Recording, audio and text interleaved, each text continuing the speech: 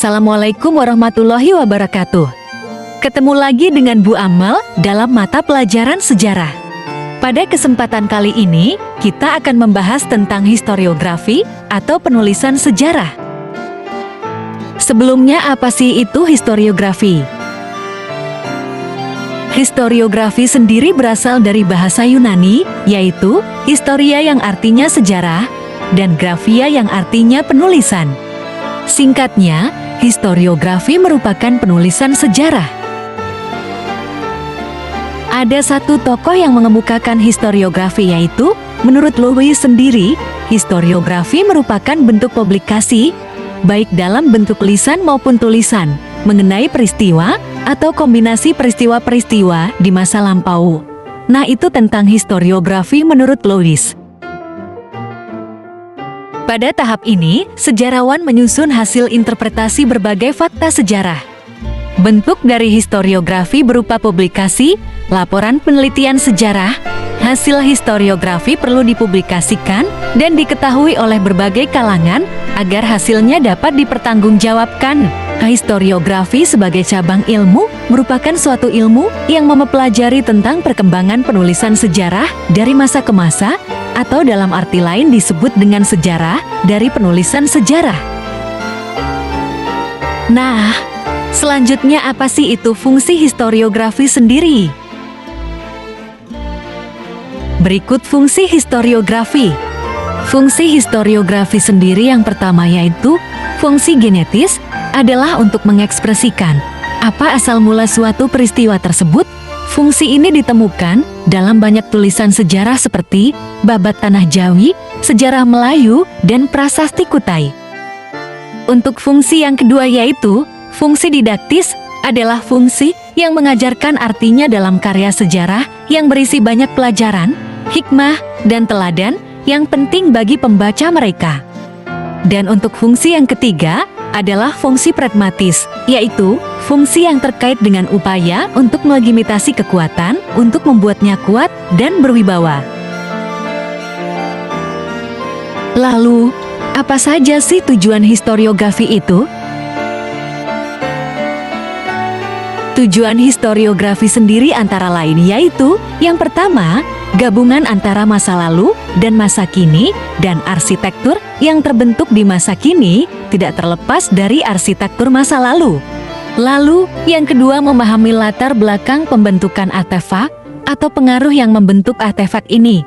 Kemudian, yang ketiga berguna untuk para peneliti dan pembuat makalah ilmiah. Dan yang terakhir berguna untuk arsitek untuk menginspirasi desain. Berikutnya apa saja sih untuk jenis-jenis historiografi?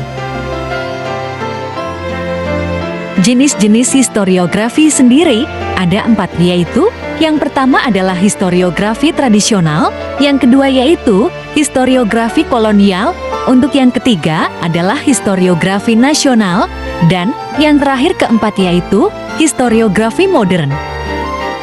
Nah, selanjutnya kita akan mempelajari ciri-ciri pada setiap jenis historiografi. Ciri-ciri historiografi yang pertama yang akan kita bahas adalah historiografi tradisional. Ciri-cirinya memuat sebagai berikut. Yang pertama, sudut pandang penulisannya berbentuk istana sentris. Kedua, tujuan penulisan sebagai alat legitimasi raja. Ketiga, terdapat rasa anakronis atau ketidakpastian keterangan waktu. Keempat, banyak mengandung unsur mitos. Dan yang terakhir kelima, bersifat regiosentris atau kaya akan unsur kedarahan. Pembahasan selanjutnya, kita akan membahas ciri-ciri historiografi pada historiografi kolonial. Untuk ciri-ciri pada historiografi kolonial adalah sebagai berikut. Pertama, sudut pandang penulisnya adalah Nederlandosentris atau Eropa-sentris. Kedua, tulisannya bersifat subjektif pemerintah kolonial. Ketiga, dalam penyusunannya cenderung mengabaikan sumber lokal. Keempat, mengisahkan sejarah dari orang-orang besar, misalnya Deanles dan Raffles.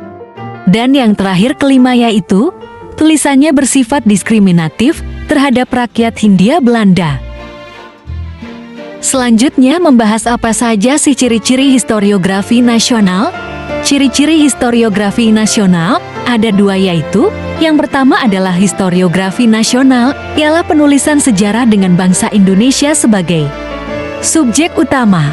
Model historiografi ini mulai marak setelah bangsa ini merdeka pada Agustus tahun 1945. Dan untuk ciri yang kedua adalah penulisan bersifat Indonesia sentris dengan tujuan untuk kepentingan menanamkan rasa nasionalisme kepada rakyat Indonesia. Untuk pembahasan terakhir pada ciri-ciri historiografi adalah ciri-ciri historiografi modern. Terdapat beberapa ciri-ciri yang terdapat pada historiografi modern, yaitu yang pertama adalah ilmiah dan kritis, ialah pendekatan ilmiah dan kritis terhadap sejarah. Kedua, multidisipliner, yaitu menggunakan konsep dari berbagai disiplin ilmu. Ketiga, inklusif dan diversifikasi, yaitu memperhatikan berbagai perspektif pengalaman. Keempat, globalisasi, yaitu memperhatikan hubungan antar bangsa dan dampak global. Kelima, konstruksi sejarah, yaitu pemahaman bahwa sejarah adalah konstruksi manusia yang dapat diinterpretasikan. Keenam, pentingnya sumber primer, yaitu mengutamakan sumber-sumber asli dan keterampilan kritis dalam evaluasi. Ketujuh, teknologi informasi dan digitalisasi, yaitu menggunakan teknologi untuk pengelolaan dan analisis data. Kedelapan, refleksi terhadap posisi, yaitu sadaran terhadap posisi dan dampak bias dalam penulisan sejarah. Kesembilan, berfokus pada sejarah sosial dan budaya, yaitu menekankan aspek sosial dan budaya dalam penelitian sejarah.